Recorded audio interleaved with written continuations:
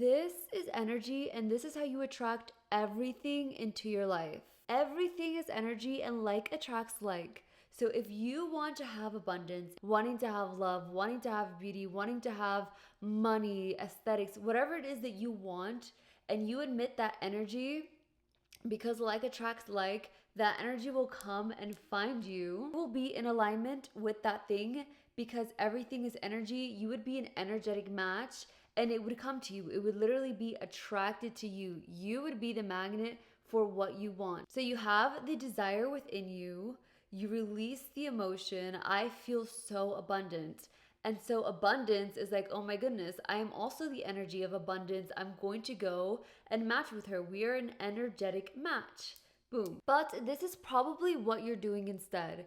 Instead of releasing the emotion first and then expecting the thing to come to you, you're waiting for the thing to come to you to feel the emotion. So you're like, I don't feel abundant. I don't have XYZ in my life. I don't have enough money. I don't have enough friends. I don't have enough of material things. I don't have enough of this emotion.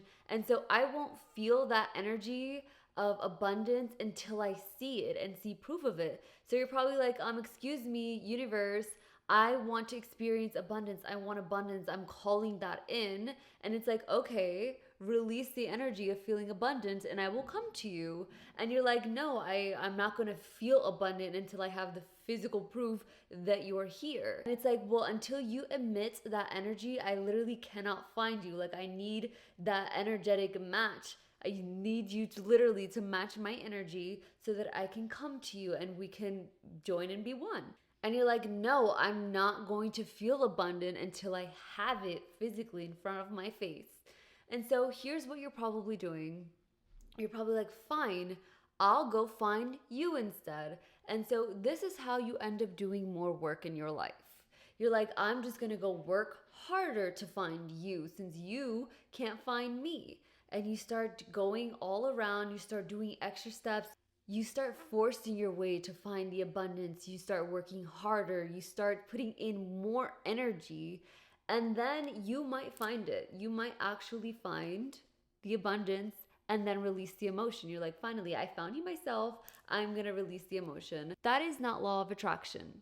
That is law of chasing. You had to literally, instead of just releasing the emotion and believe and have faith that it would find you and be an energetic match with you, you instead just didn't ever believe that it would come and find you energetically. So you went and you found it. What is the problem with that? If I want to just go out and find it myself, is that usually takes more work. When you want to call something into your life, it would be so much better to call that in and have it literally come to you and to be a magnet for it than to take more time, more energy, more effort to go and seek it out yourself. And so this is exactly how you also attract the things in your life that you do not want. So if you're constantly thinking negative thoughts, I feel so negative, and you're releasing the energy of feeling like a negative individual, and you're thinking negative thoughts, you're thinking about things that you don't want. I don't have a lot of money. I don't have a lot of friends. I don't have a lot of beauty. I don't have my ideal body. I don't have. More I don't have is going to come find you because you're an energetic match. More of that negative energy is going to be an energetic match to you. And you're going to be one with that negative energy. More negative things are going to flow into your life. More unfortunate circumstances will come and find you because you are an energetic match to it. Bad things may happen to you, and that might be unfortunate. However, if you continue to look into the negative, the absolute most negative side of everything, you will only see the negative side of everything because that will always be an energetic match to you. And so how does this work for the higher self? How does knowing how this energetic match that's constantly finding you works? Where energy grows, energy goes. So that same type of energy always wants to find you. So how does this relate to the higher self? I'm literally going to draw it out for you. So your higher self, right? I'm going to draw her out for you. She is up here. You're down here, and I'm going to put her right above you because she's not outside of you. She's like in alignment with you, but you cannot see that cord, but you guys are attached. Lives within you. You just have to elevate and ascend to her energy. And so how does the example I showed with the magnets, how does that relate to your higher self and becoming the person that you want to be and embodying her energy? So there's your higher self, and then here's you, right? How does she think? She probably thinks that she is abundant, pretty, she feels rich. That's how she identifies, okay? That's how you literally label and identify her, and that is the identity that she has. She thinks of herself like this. Then there's you. How do you identify yourself? You probably identify yourself as maybe lazy. You might perceive yourself as somebody that is trying to be, okay? Trying to be a gym girl. So we have these two versions of the higher self. One identifies herself as abundant, rich, pretty. She embodies a totally different energy than the energy that you embody. You might be embodying the trying energy. I'm trying to be rich. You may not identify yourself as the rich girl. You might call yourself lazy, or you might just emit an energy of insecurity. Your higher self does not feel insecurity or lack. This is you, and this is your higher self. Her energy and your energy do not match, and so you are not in alignment with her. So her energy cannot find you. You cannot be one with your higher self. You cannot ascend to be her until you begin to identify the way that she identifies. And so what you might be doing instead of identifying how she identifies is waiting. You might be waiting till you have her physical life to start identifying the way that she identifies. So let me show you what that looks like. So she might identify as somebody that has like abs. This is the type of car that she drives. It's luxury. She lives in like a luxury high rise with like, you know, all the amenities and stuff. Or she might have, you know, her ideal lover. You don't have the physical things that she has yet. You might look like this. You might have short hair where she has long, luscious hair. You might have, you know, not abs. You might have like a little gut going on, okay? She might have gone to the gym and worked really hard on her glutes, and you don't have glutes yet. You have like a little, you might not have a big booty yet. So you're not identifying, so you don't identify as such. You might have no car. You might live in, you know, your parents' house. And so you think to yourself, I'll start identifying like how she identifies when I have the thing that she has. What's the problem with that? The problem with that is in order to be an energetic match, you have to put out the same energy as her to have her same physical outcome. That's how energy works. And so when you start identifying yourself as a gym girl, you don't wait till you have the abs like how she has. You, with whatever body type you have, start identifying as a gym girl, as a Pilates girl, as a yoga girl, as a girl, a run club girl, or whatever it is.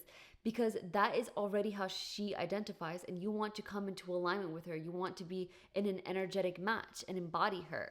If you don't have this type of car that she has, that she wants, you start showing love for the car that you already have.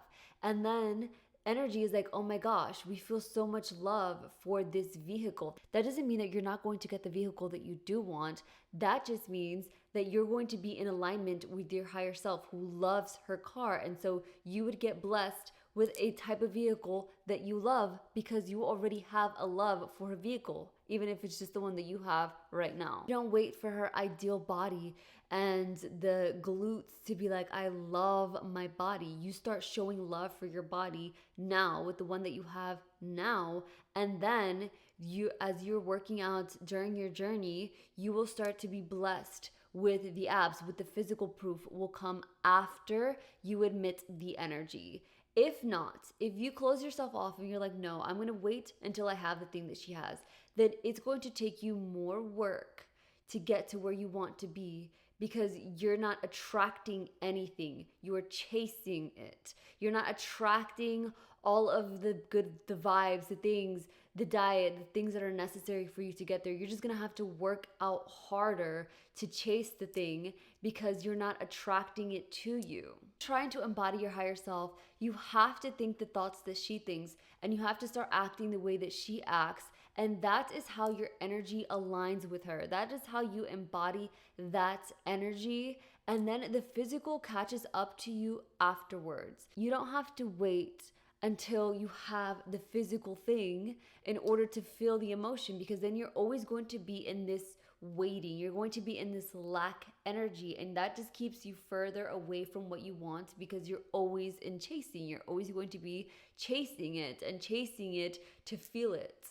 And so that is how you attract everything and anything that you want. You have to absolutely embody the energy first. Then you become a literal magnet for what you want. Then that energy, because it's so similar to yours, has no choice but to join with you. If you are interested in becoming your higher self and aligning with your higher self, then I highly suggest you become hyper aware of your thoughts, of how you think, and the energy that you're putting out, because the energy that you put out is going to have a lot to do with what you attract into your life. The good energy brings good, bad energy, bad thoughts bring more bad things into your life. And although unfortunate events may happen that make you feel negative, alchemize that energy. And I can make a whole other video on alchemy and turning what seems like very negative situations into ideal situations that are happening for your highest good, and looking for the positive in anything. Because if you start to go down the negative rabbit hole, you will attract more negative energy, and then that compiling on top of each other will feel like so heavy, and it's going to be even harder to break out of that negative energy the more you start attracting more and more. I've actually done that in my life, and it ended horribly, just going down a negative rabbit hole. I had a cluster of horrible negative things happen all at once, and I had to alchemize that energy and start looking in the good in everything, and then everything started flipping over and turning very positive. So if you enjoyed this video, if you enjoyed my little